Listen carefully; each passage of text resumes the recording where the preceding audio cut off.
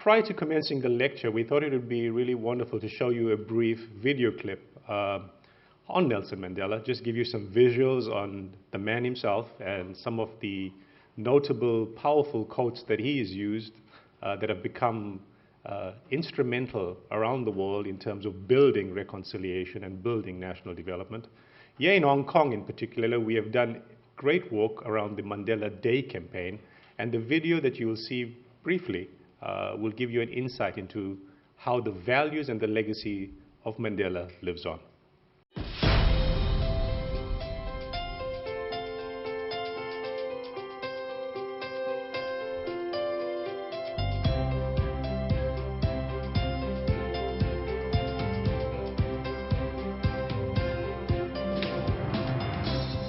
On his release from prison, Nelson Mandela immediately made clear his orientation as a public servant of the people.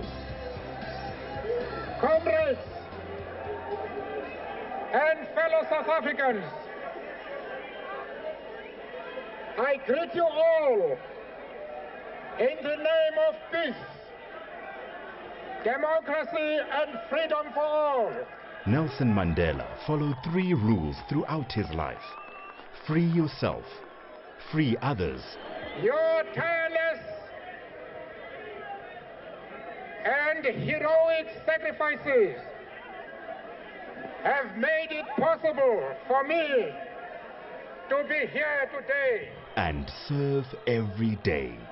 I stand here before you not as a prophet, but as a humble servant of you, the people. Madiba dedicated his life to serving his people. I therefore place the remaining years of my life in your hands. These words were not just lip service. They anchored Madiba's position as a lifelong public servant and reiterated his commitment to humanity and to freedom and democracy in South Africa. It was not just a mantra, but a way of life.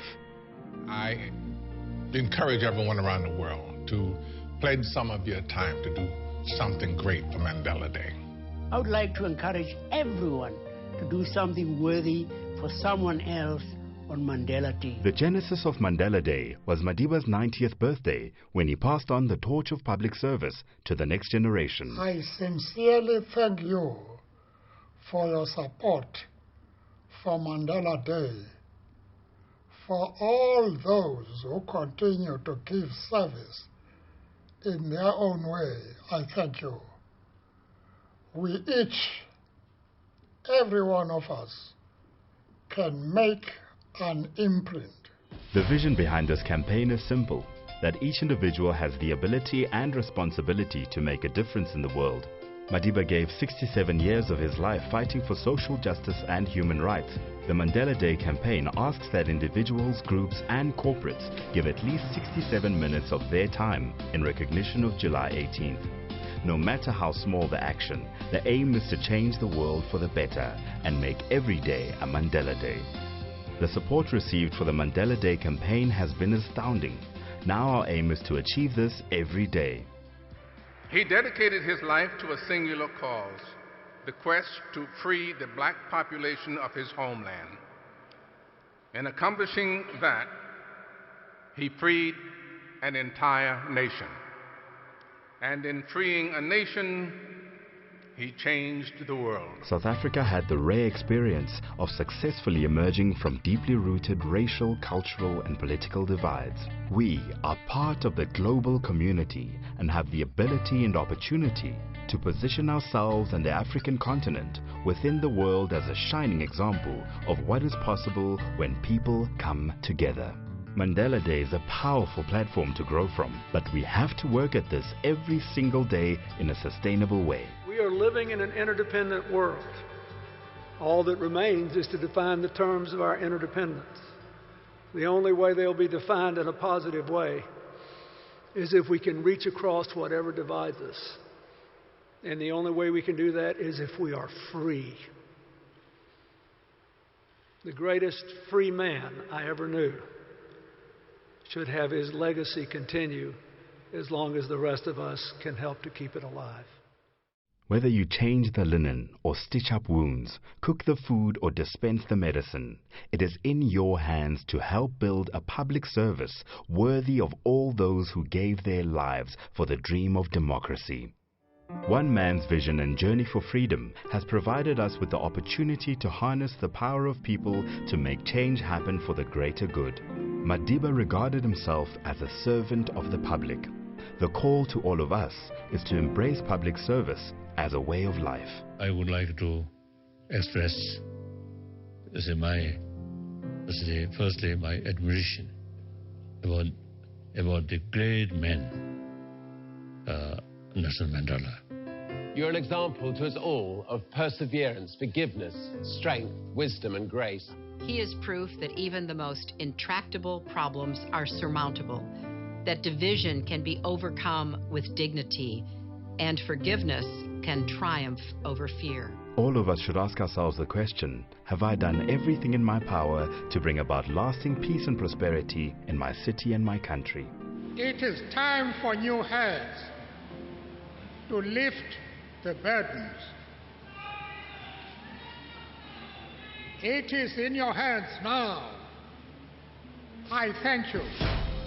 But the journey has just begun. Whichever path you choose to take on your journey, this should be inspired by the belief that we live to serve every day in everything we do. Nelson Mandela said, "When a man has done what he considers to be his duty to his people and his country, he can rest in peace. I believe I have made that effort, and that is therefore why I will sleep for the eternity." Let us all emulate the great servant leader we loved by all becoming servant leaders ourselves.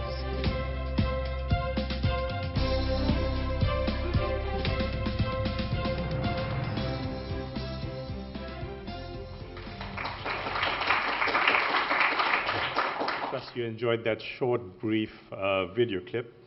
Ladies and gentlemen, it's a wonderful pleasure and a delight and an honor to invite the Consul General for the Republic of South Africa in Hong Kong to deliver the speech on the life and times of Nelson Mandela. Please put your hands together and welcome C.G. Nshinga.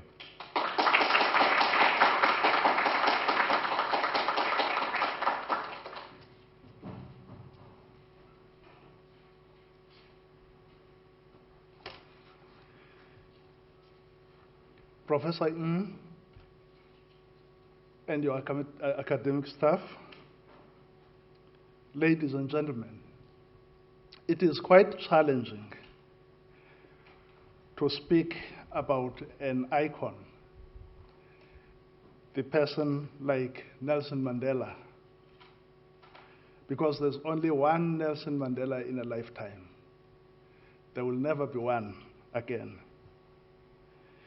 In November 2009, the United Nations General Assembly declared 18th July Nelson Mandela International Day to honor his birthday. This was the first time that the United Nations designated a day dedicated to a person.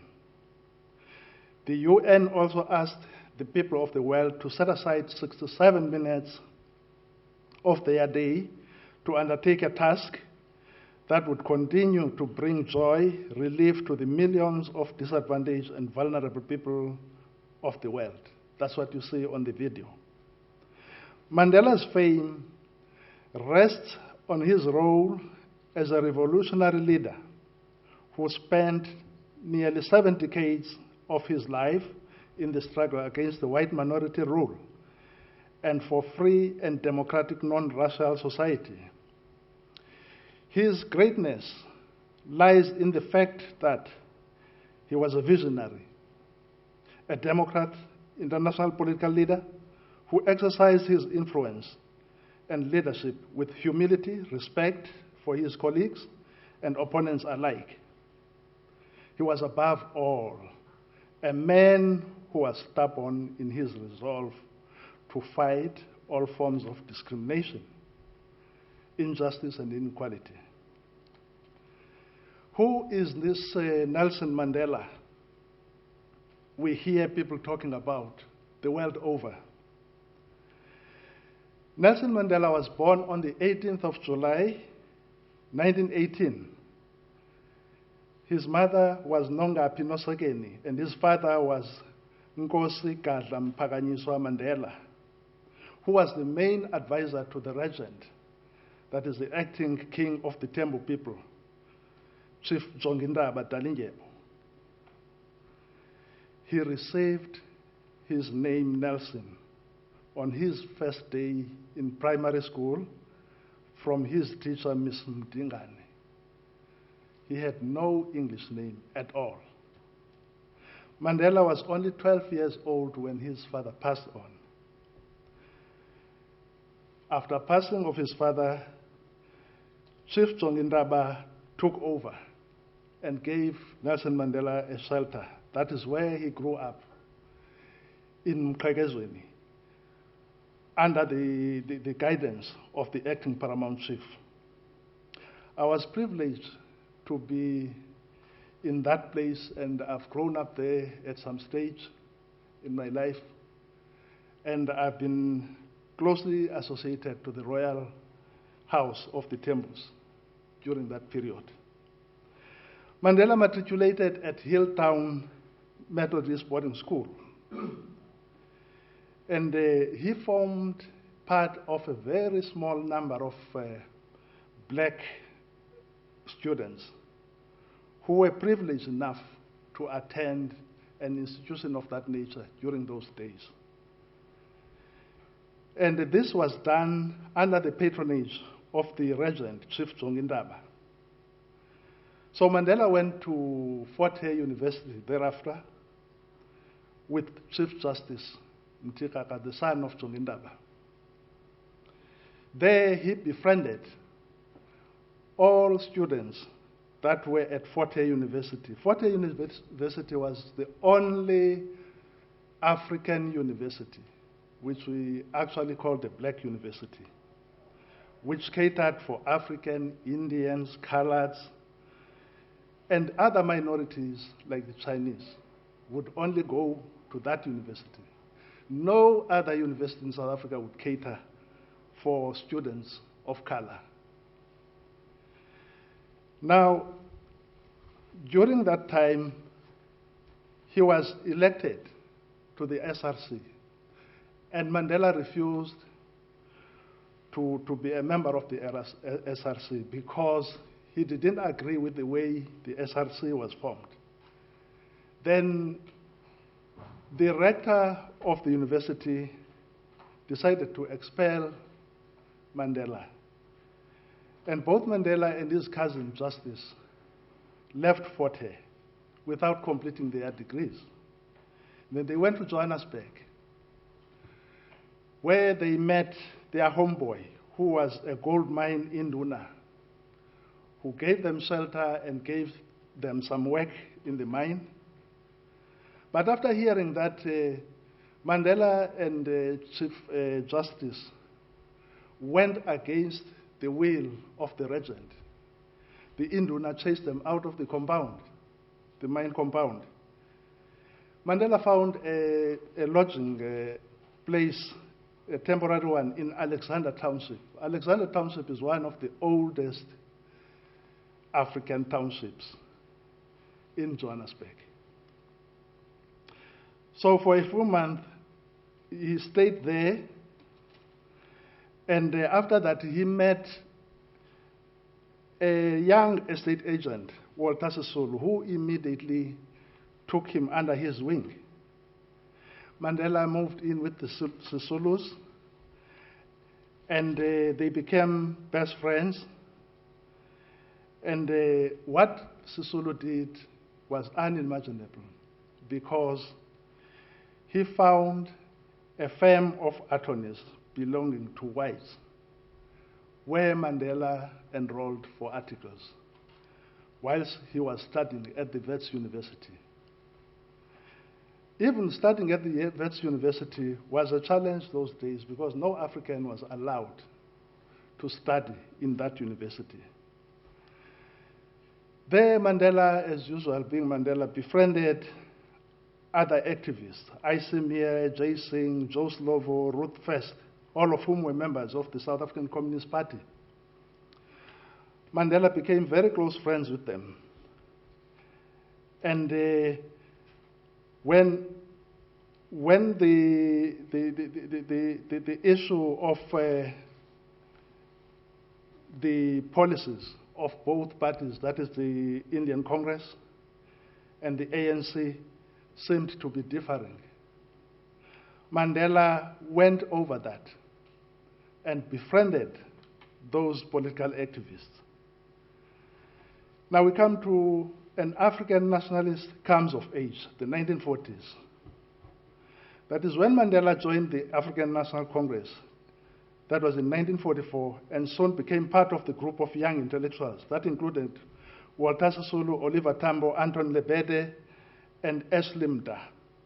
The group articulated its dissatisfaction with the mother body, the ANC, on the way they ran the organization through the appeasement of the white minority regime.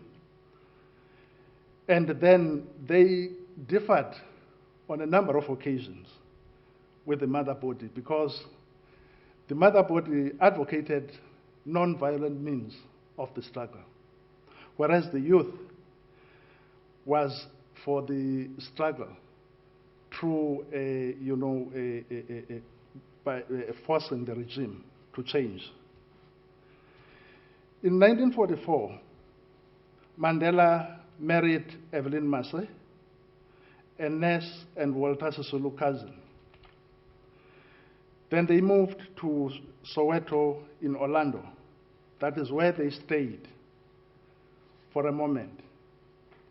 In 1948, the National Party narrowly won the whites' national election on the platform of a new policy of total segregation. That is when the trouble started.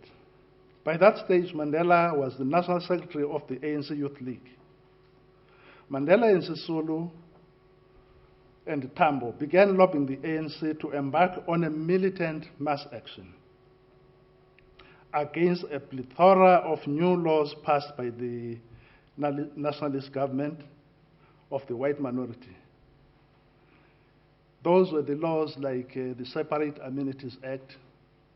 Separate Amenities Act just meant that if you are Chinese, you can't go to an African facility. If you are an African, you can't go to an Indian facility. So that was a policy that was built in such a way as to divide and rule all those disadvantaged minorities. In 1950, the Communist Party, the Transvaal and Natal Indian Congress, and the ANC jointly endorsed Free Speech Convention. Mandela again was at the forefront of criticizing that, believing that the ANC should elevate itself and fight for the African minorities' rights. Now, a pivotal moment came in May 1950, when the ANC, Communist Party, and South African Indian National Congress jointly called a national strike to protest the proposed banning of the Communist Party. That was called a May Day, and we are still celebrating it in South Africa till today. That May Day was immensely successful. But however, the apartheid government responded with unrestrained brutality. People were beaten up, shambled, arrested, thrown in jail. That was the way the regime dealt with all those who are against their policies. A volunteer-in-chief, a decade of defiance. Those were the 1950s, when the defiance campaign started. Together with Maulvi Kachalia, the Indian Congress, Mandela traveled around South Africa enlisting volunteers to defy apartheid laws. As a consequence, both were charged for recruiting and training volunteers and people who were against the regime's laws. Nevertheless, they were arrested on several occasions during the course of the campaign. But at the height of the defiance campaign, the ANC recognized the likelihood that the organization would ultimately be banned, just as the Communist Party had been banned 3 years earlier. Asked by the ANC executive to devise a contingency plan for such an eventuality, Mandela drew up what became known as the M Plan, which provided for the creation of street-based cell structures. During the same period, Mandela became more and more uneasy with the policy of non-violent resistance, but was held back time and again by the elders in the ANC. In December 1952, Oliver Tambo joined Mandela as a partner in the legal practice. That is after he had finished his studies at the Wits University. They formed what was known to be the first black legal company in South Africa and worked together. And their job was simple those days. It was just to defend numerous cases of people who were arrested for violating apartheid laws, the political prisoners, so to speak. So although Mandela was officially the deputy national president of the ANC at that time, he was not legally allowed to play any active role, because during that period, there was also a ban imposed on him not to take part in any political activities. Excuse me. One of the most important Congress Alliance campaign was the Freedom Charter campaign, which came up in 1955. That Freedom Charter was the one that actually paved way for many policies of the ANC. Some call it the Bible of the ANC Constitution.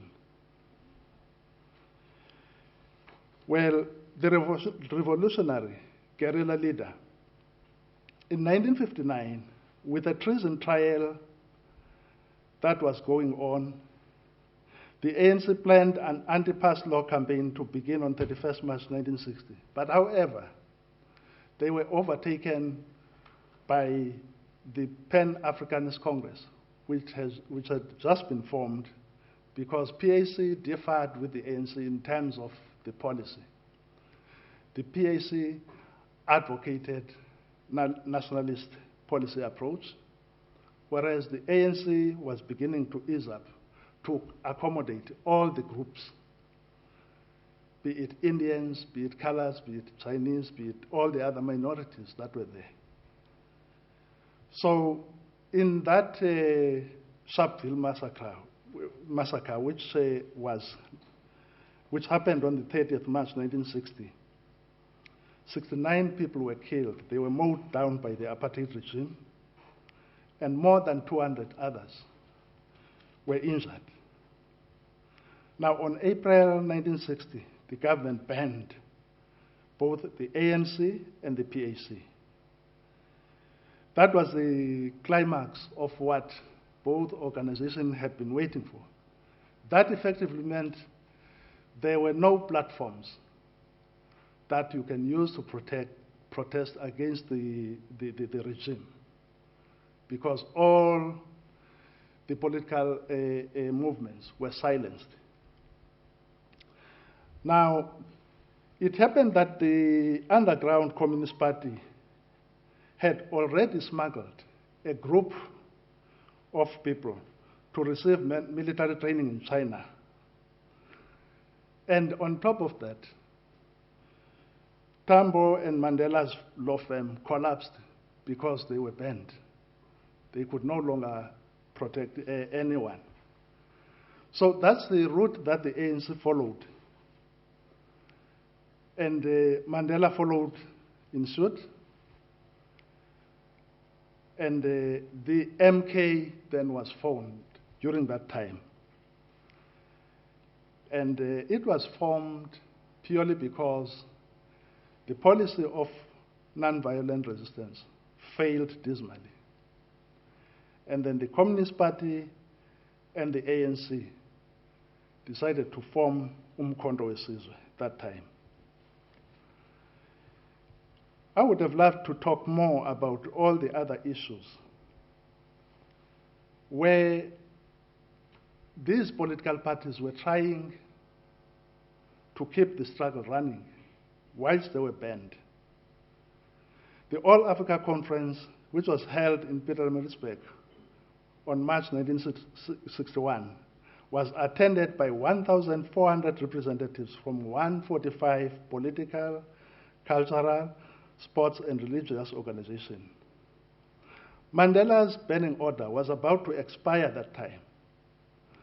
So that's where he made a grand appearance in that conference.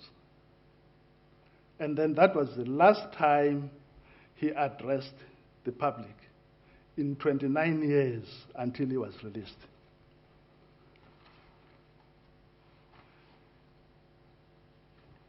Now, Mandela received his training as MK guerrilla war fighter in Morocco.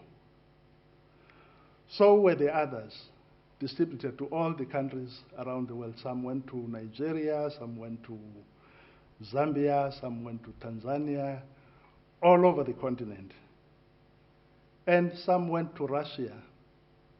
So Russia and China were heavily involved in the training of the MK cadres during that time. Now, on 5th August, Mandela happened to be back in South Africa. And when he was from visiting friends, driving outside, just outside Natal, in Midlands, town of Howick, he was stopped by the police. You can tell me, how did everyone know that Mandela was in the country? How did everyone know that Mandela would be in that place? Those were the works of the CIA agent that was based in Durban during that time. In July, the same year in 1962, police raided underground safe house of the South African Communist Party at Liliesleaf Farm in Rivonia. Among those arrested were Walter Sisulu, Govan Begi, Raymond Mhlaba, Ahmed Katrada, Dennis Goldberg, and Lionel Bernstein. Police found Mandela's diary of his African tour and documents relating to the manufacture of explosives and copies of draft memorandum entitled Operation Maibuye. That was the first operation of the MK cadres. Now came the Rivonia trial, which dragged on and on and on in October 1963. The Rivonia trial is quite significant because that's the trial that finally silenced the voices of all these stalwarts.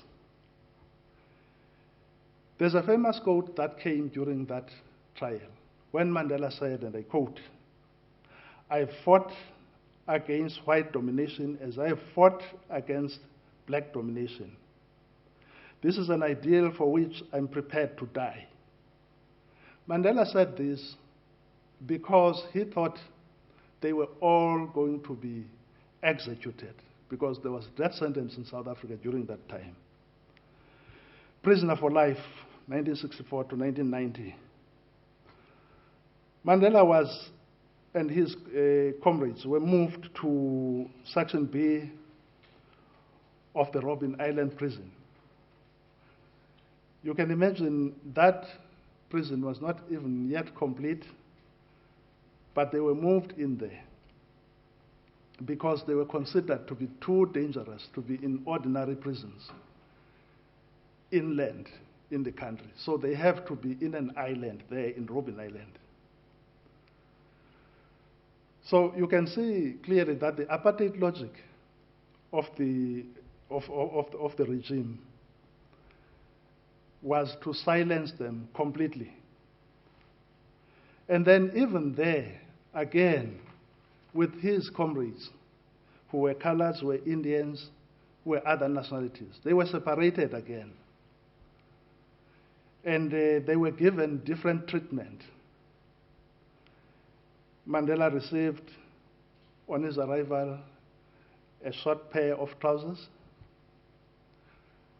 no socks, no shoes, a piece of a mat, and a blanket that we used to call istakane. That is a blanket that is very, very, very, very, very inferior.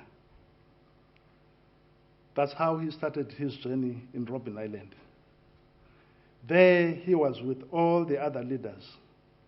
Even leaders from SWAPO were there, and Diva Hemen Tovo Yaitovo. Now, let me quickly go to the visits. While Mandela was in prison, Mandela was visited by many people. The family, that is Winnie Madikizela Mandela and children, and other family members were only allowed one visit a year. And that visit would take 30 minutes under the watch of the police, well, the police agents as well as the prison guards. So there was no way that any information would be passed on to anyone coming from outside. So all along, what was happening from 1976, Jimmy Kruger, the then Minister of Prison, tried to convince Mandela to discard his belief of the armed struggle and go and join the Homeland System. That was now the second attempt by the regime to circumvent the issue of freedom for all. So they created homelands all over the country. Transkei, Boputotswana, Siskai, Venda. Those were the homelands they were trying to use to appease the black masses. But it didn't work because Mandela refused to take the bait. Well, now let me move closer to the time when he was about to be released. In 1988, the ANC and the mass democratic movement inside the country, South Africa, planned a worldwide celebration to mark Mandela's 70th birthday and prepared for that celebration inside the country. That didn't succeed for obvious reasons, because all gatherings were banned. So it didn't take place. Hence, the only event that succeeded was a 12-hour-long music concert in London, where the likes of Hugh Masekela and others who were in exile during those days, the Miriam Makebas, went to that concert. The concert was at Wembley Stadium. Now, on 4th July 1989, again, the nationalists tried to approach Mandela. P.W. Botha invited Mandela and again asked him to do away with the policy of struggle through the violent means. But Mandela refused again. Then P.W. Botha resigned. In came de Klerk in December 1989, and Mandela met with him. So all this time, Mandela kept his colleagues, the comrades in exile, abreast of all developments that were happening. You'll remember that there was Mek Maharaj, with whom he was in prison, who was released in 1976. He immediately went to Oliver Tambo to brief him on the developments inside the prison. And he also smuggled Nelson Mandela's autobiography. Then, free at last, negotiations to the presidency. This was the most difficult period in the history of the South African politics. Mandela was released on 11 February 1990 after serving 27 years in prison. And he addressed a huge gathering that you saw in the clip. Then, after that, Mandela went to his comrades in Lusaka to brief them on the olive branch that was being extended by the regime. The regime was not clear as to how the whole question of negotiations should be handled. Then it was decided that there should be a conference, the conference that was called CODESA. The first meeting of CODESA, set up to negotiate procedures for constitutional change, was held in December 1991. At the end of the plenary session, Mandela and de Klerk signed the agreement. That was an agreement of statement of intent, which we actually called negotiations about negotiations. There was no clear-cut way as to how the negotiations would flow. Now, we had a very big problem in South Africa because the regime infiltrated the Africans and tried to use the chiefs and some of the puppet political parties that were there in place. That's where the question of the IFP comes in. The IFP was against the negotiations, and they were totally against it, and they wanted a guarantee that they would have a stake in KwaZulu-Natal during those days. And they also wanted their king to be guaranteed a place in the new regime as a king. But he was not going to be a king like the Swazi king. But he was going to be the king of the Zulus. In May 1992, the second plenary session of CODESA was held. But the working group dealing with the constitutional arrangement reached a deadlock when the ANC and the government could not reach an agreement on certain constitutional principles. You'll remember that the two groups were miles apart. The regime was advocating the policy of separate development and all those issues that were its own baggages. And the ANC needed a state on the basis of one man, one vote. And that really terrified the white regime. So at the end of June, Mandela decided to go to the OAU, and where he actually requested them to go to the United Nations and put forward the ANC's grievances, as well as the violence that was going on. That was meant to build pressure on the regime to concede and give in to the negotiations. Mandela indicated in September that he was prepared to meet de Klerk on condition that he agreed to fence the township due to that violence that was going on there, and ban the public display of dangerous weapons and release political prisoners. What was happening actually there was that not all political prisoners were released. Some of the prisoners, especially from the Pan-Africanist Congress were still in jail. So it was quite a challenge. In September 1993, ultimately, though it was so rocky, a date for elections was set to be 27 to 29 April. Then Mandela went around the world, used his visit to the United States to urge the world business leaders to lift economic sanctions and invest in South Africa. There was quite a discord there during those days because some of the comrades were saying, no, you cannot do that right now. Let us get the freedom first, and then we talk about lifting of economic sanctions. But Mandela prevailed because he had his own way of convincing his comrades.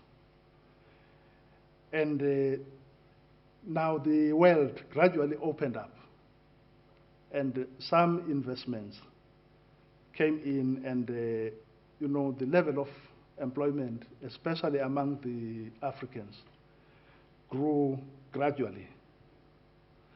Then on 27th of April 1994, there were elections, and the ANC got 62% in those elections. Surprisingly, Mandela said he was very happy that the ANC got that percentage, because in his mind, he thought that if they had managed to get 2/3 majority, they would be able to change the constitution that was currently being negotiated by the parties. So they went for the government of national unity. After that, after Mandela took over as a president, as a new president of a democratic South Africa, the government of national unity had its ups and downs. The violence continued, especially perpetrated by the IFP. There was also what was called third force. Nobody was able to explain third force, but simple.